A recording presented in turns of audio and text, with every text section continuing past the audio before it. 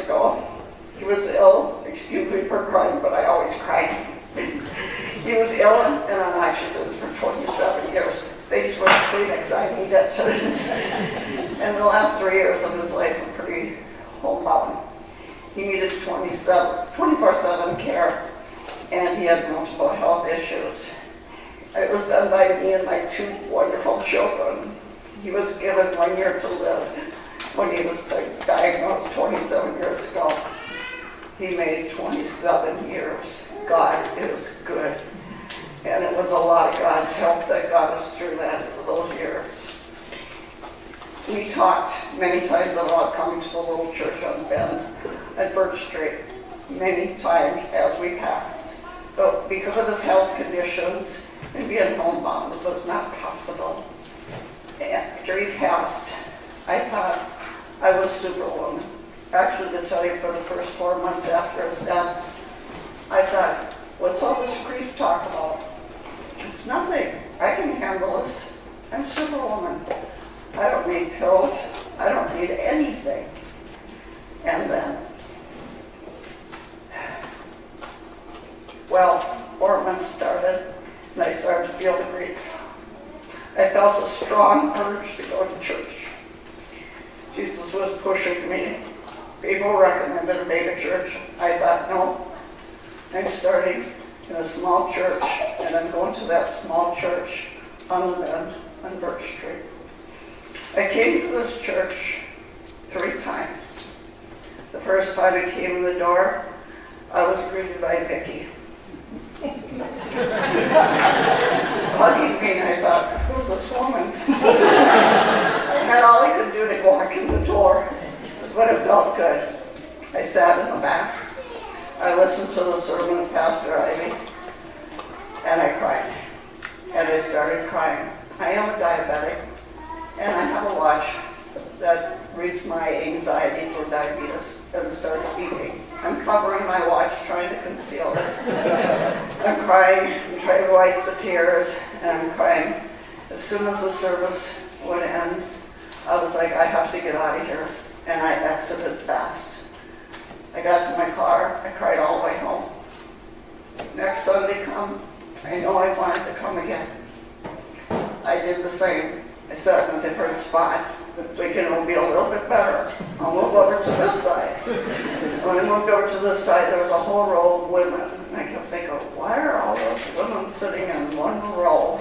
But I sat back, and I started the sermon, and I started crying again, and beeping. And I would notice heads starting like, what's going on? But nobody turned around and looked at me. Again, I exited. The third time, same thing. Moved to a different spot.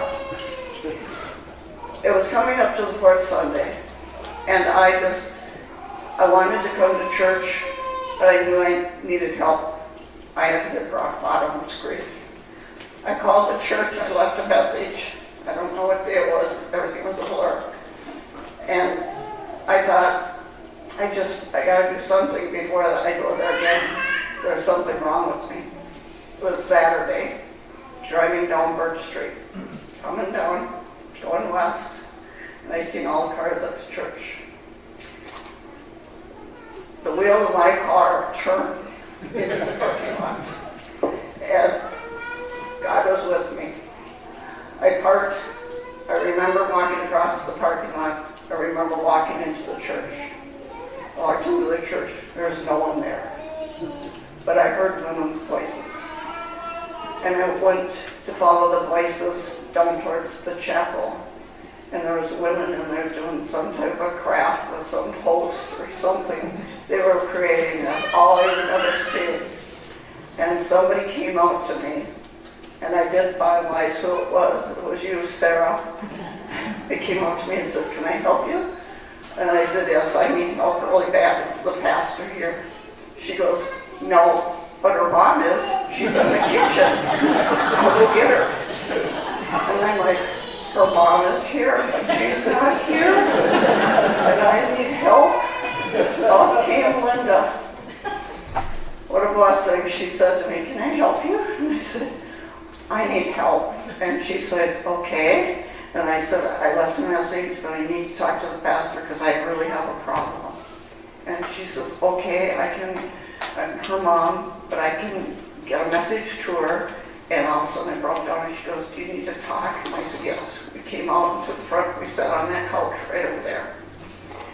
And she said, I explained what was going on about my husband passing, thinking about a superwoman, and I needed help and coming to church and crying and weeping. I said, as a matter of fact, when I sat behind you last Sunday and I was the one crying and weeping. She goes, I'm sure you noticed. And she goes, yeah, kinda. And I said, okay. So she talked and she asked to pray with me. And it was so beautiful. And she helped me. She talked about her husband passing. And we related. She goes, I'm not an expert, but my daughter, pastor, will talk to you. Will you come to church tomorrow? And I said, I don't know. I'm so afraid of the beeping and the crying. And I'm so embarrassed because all I do is cry. And she goes, please come. I will sit with you. And she was waiting for me as I came in the door after the hug from Vicki. Many times Vicki had to say, when I would come in those 3 times, she'd say, you're back again. Yeah, I am. And after that, Linda, and we sat through church. I started crying. She held my hand. She hugged me again. As today, to have some of the people that are in here, Cheryl and I, sitting together, who lost her husband, holding hands and crying and saying, we can do it. I have to get back to my notes now. I want to pour. And here I am, going here. Yep. So, God is good. God turned the wheel for my car to come in here and walk into this church and to ask for help. I was told to go to a mega church, to go to different churches. I am so glad I came to this church. I was going to shop for churches. There was no going anywhere. Thank to Pastor Ivy. Thank to every one of you. I want to say to all of you, thank you for what you have done for me. I also want to say one great thing that happened is Linda started a grief group. And in that grief group, it has been amazing. We get together, we laugh, we put the Kleenex in the middle of the table, we cry, and we eat chocolate. And it's fun. And we laugh, and we have a lot of fun. I highly recommend it. I want to say thank you to everyone in this church for all of what you have done for me. And I love this church, and most of all, I love